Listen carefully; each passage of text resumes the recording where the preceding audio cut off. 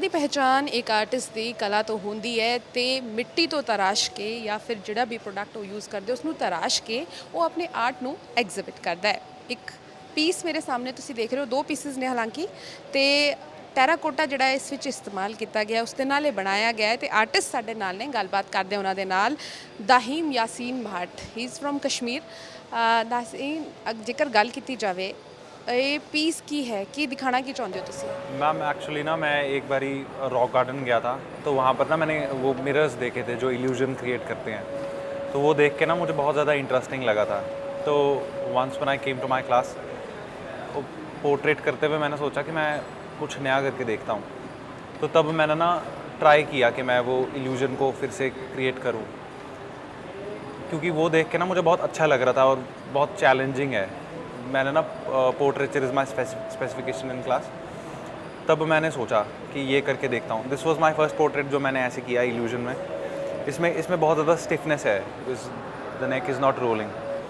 तब फिर मैंने ये वाला ट्राई किया to give it a tilt और थोड़ा लाइफ लाइक बनाने की कोशिश की। इसको करने के लिए बहुत पढ़ाई करनी पड़ी, एनाटॉमी पढ़नी पड़ी, क्योंकि वो जब डिस्टॉर्ट करते हैं तो यू शुड नो कि कौन सी मसल कहाँ को जाएगी, तब वो इंसान जैसा दिखेगा। तब वो सारा पढ़ के, पोर्ट्रेट बस तक की एनाटॉमी पढ़ के उसको अच्छे से मेमोराइज़ करके फिर मैंने ये इस पे अप्लाई किया, ताकि क्योंकि वो जो ग्लास है उसमें हमको वही दिखता है जो रियलिटी में है, तो वो जो एनाटॉमी है वो एग्जैजरेट होती है। तो सेम ही मैंने इन पोर्ट्रेट्स के साथ ट्राई किया। तो I titled it illusion for the same reason. अच्छा दाहीन, जेकर गल की जाए ये ਜਿਹੜੇ आर्ट फॉर्म्स है, ਤੁਹਾਡਾ ਪਹਿਲਾ ਸਭ ਤੋਂ ਪਹਿਲਾ ਸਕਲਪਚਰ है? नो मैम, ये मेरे मास्टर्स के सेकंड सेमेस्टर का आखिरी स्कल्पचर्स में से एक है। इसमें से एक पहला है, ये मेरा थर्ड पोर्ट्रेट है मास्टर्स का, और वो मेरा 12th 13th पोर्ट्रेट है। एक आर्टिस्ट के लिए हालांकि ਤੁਸੀਂ ਹਲੇ ਪੜ੍ਹਾਈ ਕਰ ਰਹੇ ਹੋ, ਕਿੰਨੇ ਇੰਪੋਰਟੈਂਟ ਹੈ ਆਪਣੇ ਪੀसेस? काफ़ी ज़्यादा। अभी थोड़े दिन पहले, आई बिलीव 2 days पहले ना, कोई कस्टमर आया था, वो ये दोनों पोर्ट्रेट्स परचेज़ कर रहा था। He was paying 80,000 rupees per portrait, but I did not want to sell them, क्योंकि उनको देख के मुझे I'd rather keep them and not have the money than have the money and not keep them। अच्छा, ਇਹ art industry ਜਿਹੜੀ ਹੈ ਕਿੰਨੂੰ ਕਿੱਦਾਂ ਦੇਖਦੇ ਹੋ, ਕਿੰਨੀ ਕੀ ਬਲੂਮਿੰਗ ਹੈ, ਮਤਲਬ ਕਿੰਨਾ ਕੀ ਕੰਮ ਹੈ ਇਸ ਵਿੱਚ ਕਿ ਤੁਸੀਂ ਆਪਣਾ ਅੱਗੇ ਫਿਊਚਰ ਦੇਖ ਸਕਦੇ ਹੋ ਇਸ ਵਿੱਚ? मैम इसमें स्कोप तो बहुत है, पर स्कोप ना एक तो टोटली मेहनत पे डिपेंड करता है और डिपेंड करता है कि तुम क्या करना चाहते हो। जैसे कि ये further divided into commercial and creative. तो जैसे ये स्कल्पचर्स हैं, ये क्रिएटिव स्कल्पचर्स हैं, ये मार्केट के लिए नहीं है। फिर कमर्शियल स्कल्पचर्स होते हैं जो ऑन डिमांड बनते हैं। और फिर एक ना ट्रेड है, प्रोस्थेटिक्स वी कॉल इट। आपने वो देखा है मूवीज़ में डेड बॉडीज़ होती हैं या हाथ कटे हुए, पैर कटे हुए, वो प्रोस्थेटिक्स है। तो वो भी हमारे कॉलेज में स्कल्पचर डिपार्टमेंट में होते हैं। तो वो इफ़ यू सी, सबसे ज़्यादा अर्निंग प्रोस्थेटिक्स में है, फिर उसके बाद कमर्शियल में, फिर क्रिएटिव में ऐसा है कि अगर आपका नाम बहुत अच्छा है तो फिर you can sell your art works at a very good price. और तो बस ਬਾਕੀ ਆਪਕੇ ਤੁਹਾਡੇ ਇੱਥੇ ਵੀ ਪੀसेस ਪਏ ਨੇ, ਇਹ ਕੀ ਦਿਖਾਉਣ ਦੀ ਕੋਸ਼ਿਸ਼ ਕੀਤੀ ਹੈ? मैम ये ना एक्चुअली मेरी स्टडी है। जैसे आपने वो पतले वाला पोर्ट्रेट देखा, उसको बनाने के लिए ना पहले मेरे को वो जो मॉडल था उसको रेपिटेटिवली क्ले मॉडल करना पड़ा। तो दिस इज़ दैट गर्ल, उसका नाम वंशिका है। तो मैंने पहले इसको बहुत अच्छे से स्टडी किया कि इसकी मसल्स कहाँ पे हैं, स्केचेस बनाए, ताकि मुझे बेटर अंडरस्टैंडिंग हो कि मुझे कौन सी क्ले कहाँ पे कितनी लगानी है कि वो इल्यूजन क्रिएट हो।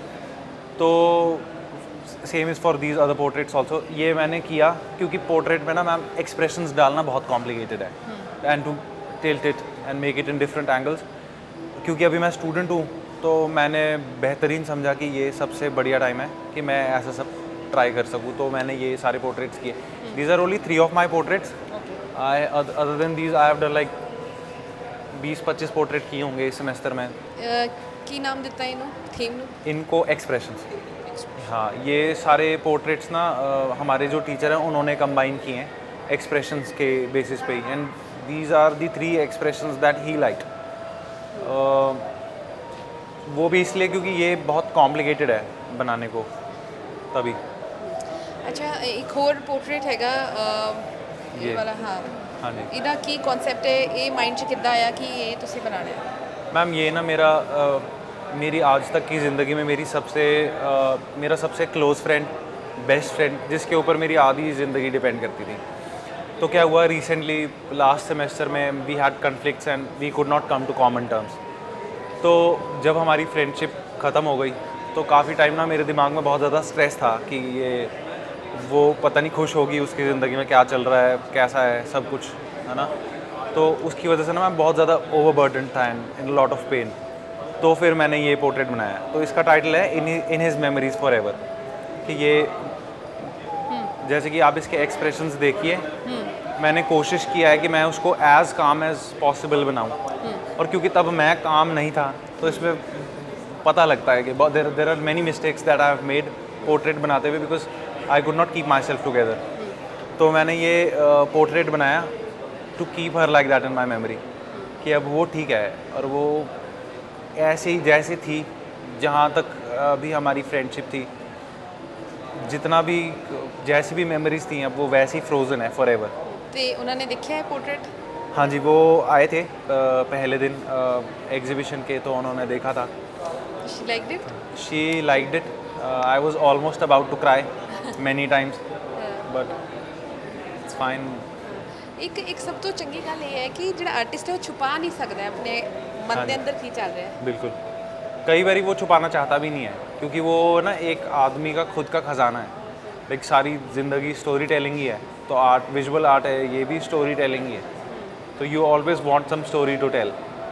This is a good story and a part of my life that I want to share with people. She was my best friend. Dahim, ਤੁਸੀਂ ਸ਼੍ਰੀਨਗਰ ਦੇ ਰਹਿਣ ਵਾਲੇ ਹੋ हाँ ਨਾ? जी। ਉੱਥੇ ਇਦਾਂ ਦਾ ਮਾਹੌਲ ਹੈਗਾ ਕਿ ਭੇਜ ਦਿੰਦੇ ਘਰ ਦੇ ਕਿ ਜਾਓ ਤੁਸੀਂ ਜਿਹੜਾ ਤੁਸੀਂ ਫੀਲਡ ਚੂਜ਼ ਕਰਨਾ ਹੈ ਯੂ हाँ ਕੈਨ ਗੋ? एक्चुअली मैम हमारा जो कॉलेज है ना, यहाँ पर आई बिलीव 70% स्टूडेंट्स ऐसे हैं जिनके घर वाले नहीं चाहते थे वो आर्ट की फील्ड में आए। Same was with my family, they do not want me to come in art field. My father is a businessman. तो वो काफ़ी टाइम, मेरे लगता है साल भर तक लड़ाई चलती रही है कि I want to join art, ऐसे आर्ट कॉलेज कल्चर ज्वाइन करना चाहता हूँ। फिर वो जब वो माने तब से वो बहुत सपोर्टिव है। ਕਿ ਕਿੰਨਾ ਇਨਵੈਸਟ ਕਿੰਨਾ ਹੋ ਜਾਂਦਾ ਹੈ, ਕਿਉਂਕਿ ਤੁਸੀਂ ਸਟੂਡੈਂਟ ਵੀ ਹੋ, ਆਪਣਾ ਖਰਚਾ ਵੀ ਕੱਢਣਾ ਹਾਂਜੀ। ਐਵਰੀਥਿੰਗ ਹੈ ਨਾ, ਤੇ ਕਿੰਨਾ ਕਿ ਤੁਹਾਡਾ ਆਪਣਾ ਖਰਚਾ ਆ ਜਾਂਦਾ ਹੈ ਕਿ ਕੋਪ ਅਪ ਕਰ ਪਾਉਂਦੇ ਹੋ ਸਾਰੀ ਚੀਜ਼ਾਂ ਦੇ ਨਾਲ? हाँ जी मैम, एक तो मेरे, जैसे मैंने बोला कि मेरे मम्मा पापा बहुत ज़्यादा सपोर्टिव है। बहुत सारे स्टूडेंट्स के साथ बहुत मुश्किल होती है, उनको कॉलेज में पढ़ते हुए काम भी करना पड़ता है, यही सेम कमर्शियल करना पड़ता है काम सपोर्ट करने के लिए। पर because my parents are very supportive, तो मेरे को ऐसी कोई प्रॉब्लम नहीं आई कि जहाँ पर मुझे ऐसा लगा हो कि अब मैं क्या करूँ। ऐसा नहीं हुआ कभी। ਤੇ ਇੱਕ ਹੋਰ ਚੀਜ਼ ਮੈਂ ਨੋਟਿਸ ਕੀਤੀ, ਤੁਹਾਡੇ ਜਿਹੜਾ ਪੋਰਟਰੇਟਸ ਹੈ ਜਿਸ ਵਿੱਚ ਫੀਮੇਲਸ ਨੇ, ਬਿੰਦੀ ਤੁਸੀਂ ਲਗਾਈ ਹੋਈ ਹੈ। हाँ जी, वो एक्चुअली ये वाले पोर्ट्रेट में, और वो दूसरा पोर्ट्रेट तो वो बैकग्राउंड दिखाने के लिए कि जैसे कि वो उनकी बिलोंगिंग कहाँ है।